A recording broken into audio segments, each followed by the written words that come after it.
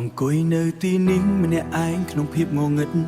នឹកដល់គ្រាមុនដែលយើងធ្លាប់មានគ្នាខ្លាំងណាស់បងខំធ្វើគ្រប់យ៉ាងដើម្បីឲ្យអូនសប្បាយចិត្តតែចុងក្រោយវ័យ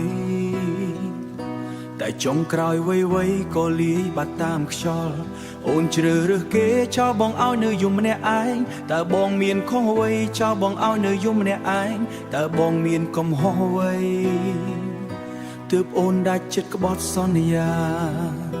បេះដូងបងពេលនេះកំពុងតែរលាយបាត់ឃើញអូនដើរចេញទៅជាមួយអ្នកថ្មីរបស់អូនភាពឯកាក្បែរអ្នកថ្មីហើយអ្វីក៏ឈឺចាប់ម្លេះបងខំថែរក្សាអូនរាប់ឆ្នាំចុងក្រោយសល់ត្រឹមភ្នែកឃើញអូនញញឹមផ្ដល់សេចក្តីសុខឲ្យគេបងចង់បំភ្លេចអូនតែចិត្តមិនព្រមស្ដាប់មេឃកំពុងភ្លៀងមេឃកំពុងភ្លៀងដូចជួយយំជំនួសបងគ្រប់កន្លែងដែលយើងធ្លាប់ទៅឈឺពេលនេះសល់តែស្របទៅពេលនេះសល់តែស្រមោលអូនប្រាប់ថាគេល្អជាងបងអូនប្រាប់ថាជាងបងគេអាចមើលថែអូនបានតែអូនដឹងទេថាបងស្រឡាញ់អូនលើសពីជីវិតលើសពីជីវិត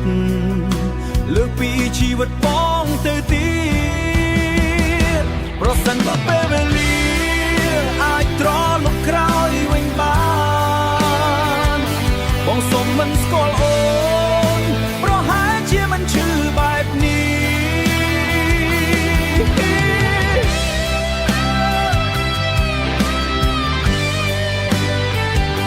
បងស្អប់ខ្លួនឯងតែនៅតែនឹកមនុស្សក្បត់ដូចជាអូនភាពឯកាក្បែរអ្នកថ្មីហើយថ្មីហើយអ្វីក៏ឈឺចាប់ម្លេះបងខំថែរក្សាអូនរាប់ឆ្នាំចុងក្រោយសល់ត្រឹមភ្នែក